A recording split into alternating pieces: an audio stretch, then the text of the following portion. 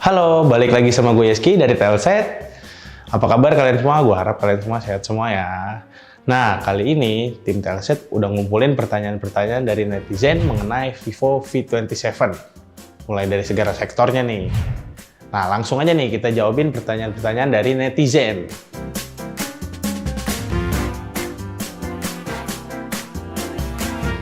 Oke, buat pertanyaan yang pertama nih. Kalau untuk foto di luar ruangan cepet anget nggak ya? Dari semangat pemberani, wah ini mungkin dia sudah semangat pemberani lagi, jadi dia mau bikin konten di luar ruangan. Nah, selama gue pakai Vivo V27, pada saat perekaman di luar ruangan itu, gue rasa HP-nya emang anget-anget normal, maksudnya angetnya nggak sampai lebih dari 40 derajat Celcius. Di tangan tuh masih nyaman, nggak ngeganggu.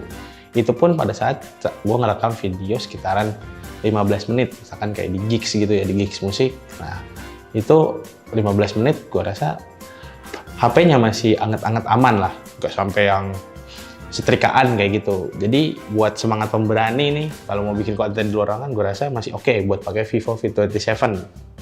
Lanjut ke pertanyaan kedua dari Teguh Junianda 9739. Refresh rate ultra di ML bakal kebuka suatu saat atau mentok di high? Nah, ini sama yang seperti gue pernah ceritain mungkin di review ataupun di hands-on. Pada saat pertama kali pegang HP ini, Mobile Legends itu kebuka sampai ultra ya refresh rate-nya. Nah, terus setelah ada update beberapa kali, dia turun di refresh rate high. Maaf, bukan resolusi high gitu ya. Nah, gue rasa karena chipset Dimensity 7200 ini tergolong masih baru, butuh sedikit penyesuaian yang ada update. Harapan gue sih ke depannya bakal ada nih, bahkan dia nanya nih, bakal kebuka nggak suatu saat. Nah, Vivo gue harap kalau Vivo nonton video ini, HP ini semoga bisa dipakai buat main Mobile Legends di refresh rate ultra. Sayang dong layarnya yang 120 Hz ini sia-sia nggak bisa dipakai buat main game sampai di refresh rate 120 Hz. Semoga ke depannya ada update nih ya. Oke, itu dia jawabannya Teguh Junianda. Pertanyaan selanjutnya nih dari Hir Hidayat 133. Ultrawide bisa 60 fps apa mentok 30 fps bang? Ini maksudnya merekam video ultrawide di kamera belakang ya. Nah, kalau buat Vivo V27, kalau kalian mau ngerekam di resolusi Full HD itu bisa pakai kamera ultrawide-nya, tapi FPS-nya tuh di lock sampai di 30 fps aja. Mungkin kalau buat di resolusi yang tertingginya di 4K itu kalian pakai kamera utamanya. Nah, jadi yang buat merekam pakai kamera ultrawide itu cuma mentok di 30 fps aja. Nah, pertanyaan selanjutnya dari Revin Chango 2212. Bang, versi Pro-nya masuk Indo nggak? Nah, sedikit informasi nih buat kalian. Vivo V27 ini punya 3 varian ya, yang ada di Vivo Global maksudnya ya. Ada Vivo V27i yang paling rendah, V27 5G versi standarnya, sama V27 Pro yang paling tingginya.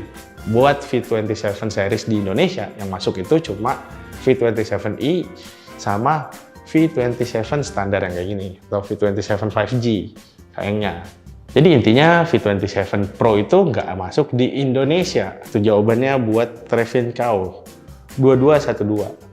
Mungkin ini kedepannya Vivo bakal keluarin berarti V27, mungkin V29 ya. V29 itu lengkap kali, ada V29i, V29 biasa, sama V29 Pro. Supaya masyarakat Indonesia bisa milih sesuai keinginan mereka, sama kebutuhannya tentunya. Nah, itu dia jawabannya. Lanjut ke pertanyaan selanjutnya.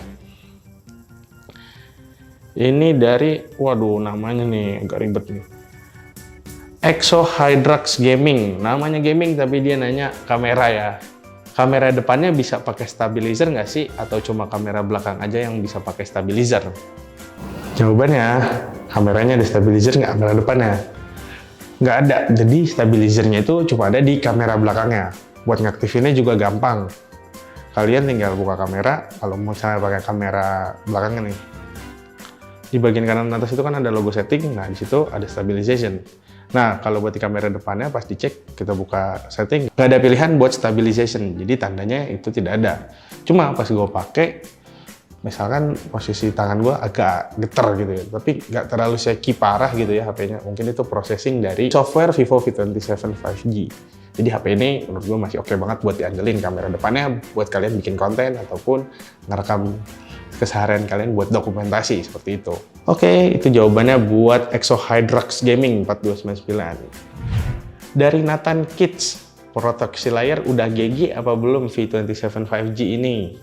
Mungkin buat sebagian orang yang pengen beli V27 5G ini banyak yang bertanya mengenai proteksi layarnya. Kenapa mereka nanya itu? Karena ini kan layar lengkung ya. Kita tahu kalau layar lengkung itu biaya penggantiannya lebih mahal daripada layar datar. Jadi mereka banyak yang nanya. Tapi sayangnya nih Vivo nggak ngasih tahu kalau misalnya HP ini punya perlindungan apa gitu proteksinya. Vivo cuma kasih anti gores bawaan aja, anti gores yang plastik gitu, bukan anti gores kayak tempered glass. Nah, harapan gue sih ke depannya Vivo V29 series itu bisa punya perlindungan ya. Apalagi buat yang varian layar lengkung seperti ini. Karena khawatir juga buat customer yang beli, misalkan mereka layarnya rusak itu biaya gantinya lebih mahal. Seperti itu.